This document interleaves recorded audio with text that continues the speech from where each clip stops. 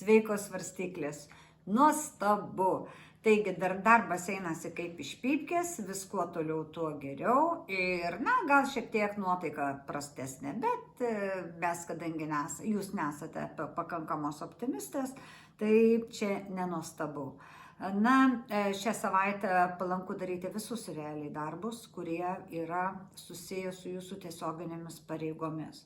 Su netiesioginėmis pareigomis, geriau nepradėti naujų darbų, tiesiog baigti senai pradėtus, nes, tokia savaitė, kai jūs turite atsiskaityti su kosmosu, su dievais, už jums suteiktas galimybės, todėl geriau šią savaitę, nors jaunatis, viską baigti, visus užrūgusius projektus.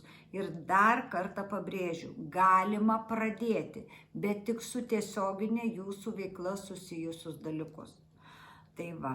Taip pat laiką labai palanku leisti netriukšmingose kompanijose, o su šeimos rate siauram ir su vaikais, su tėvais, su seneliais, su kažkokiais tai jums labai artimais keliais žmonėmis. Labai didelio šurmulio šią savaitę yra nerekomenduojama ir geriausia būti visiems tokiam maloniam santūrume.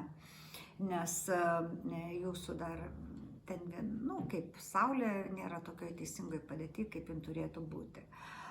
Todėl galite vakarėlių metu būti nesuprasti ar pajuokauti kažkaip nelabai tinkamai. Taigi žinokite, kad ši savaitė yra tokio santūrumo savaitė.